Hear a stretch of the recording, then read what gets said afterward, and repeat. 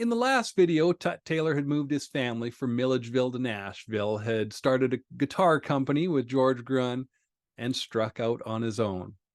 Well, Tut decided to go back to sign painting. He bought Taylor's Sign Painting, which was a company in Nashville. It was not related to him.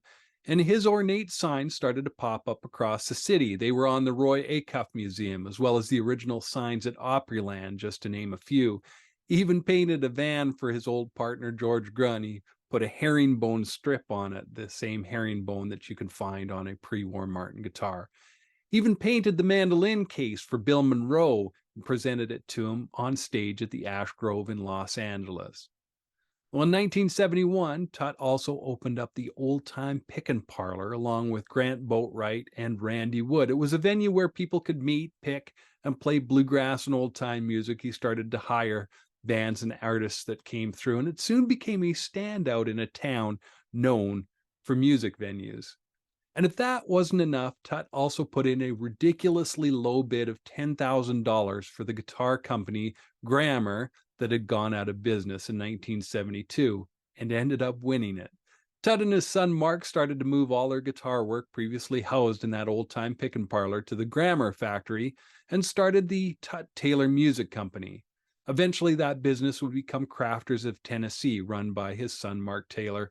And side note, in the 90s, Mark would also team up with Greg Rich to produce the Rich and Taylor line of instruments. If anybody out there has a Rich and Taylor banjo, that's who they were.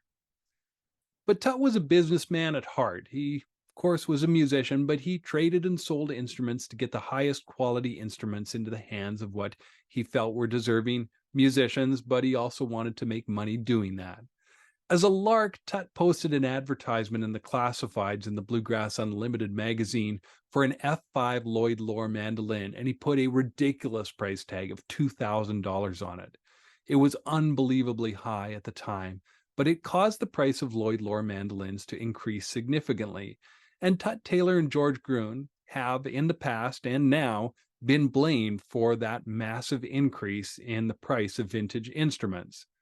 And that might be partly true. Tut and George were one of the first to recognize, coordinate, and sell and seek out these instruments that sounded the best. It helped that they were extremely knowledgeable people buying and selling to highly visible musicians that sounded incredible on these instruments. Just to name two significant standouts, the mandolin that Sam Bush plays, called the Hoss, was sold to Sam by Tut Taylor. The 1941 D28 that Neil Young owns and plays, that was once owned by Hank Williams Sr., sold to Neil by Tut.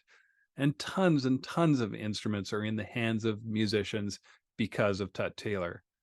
But it also helped that knowledgeable luthiers such as Randy Wood and Mike Longsworth were properly fixing and setting up these old instruments that had been ignored for years.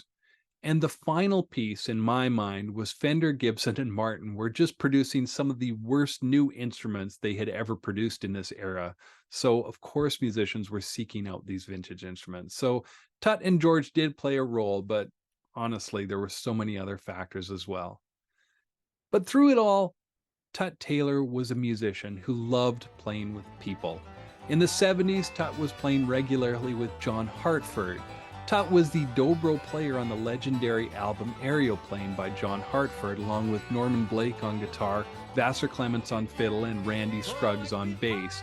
This was in addition to his solo album Friar Tut in 1972, The Old Post Office, another album he put out in 1975, and the Dobrolic Plectoral Society, another great album from 1973 was the Dixie Gentleman with Tut Taylor. It included Rule Yarbrough on banjo, Herschel Sizemore on mandolin, Jake Landers on guitar, and Vassar Clements on fiddle. This is in addition to just recordings he would do with Norman Blake, Clarence White, and Leon Russell. He became just this incredible dobro legend that everybody was listening to. In 1975, the American Revolution Bicentennial Administration hired Tut Taylor and more than 140 other companies to produce bicentennial-themed products. It was a franchise arrangement. Tut produced an album. He had a banjo, belt buckles, and other items that he spent a lot of money on to produce. But in spite of all these companies, including Tut, putting materials into production, all of the business deals fell apart. Government refused to pay. 27 companies from that deal went bankrupt. Tut Taylor was hit hard, and he decided he was done with Nashville. Him and his wife moved to Pigeon Forge, and they opened up a shop in Hee Haw Village. In 1994, Tut Taylor and Jerry Douglas co-produced the Great Dobro Sessions. This album would go on to win a Grammy for Best Bluegrass Album. In 2009, 14 Resophonic players collaborated to pay tribute to Tut Taylor and this incredible musical legacy that he had laid out. The album was called Southern Filibuster, and all the songs on the album were composed by Tut. Tut passed away April 9th, 2015 in North Carolina. He was 91 years old. He was in the midst of planning a gospel album of hymns, and he was also scheduled to perform somewhere where he basically performed every year at Merlefest. It was going to happen later that year. He was looking forward to play, talk of guitars, mandolins, and dobros, and of course, connect with old friends. Thanks, Tut Taylor, for all the music you've provided over the years in multiple ways.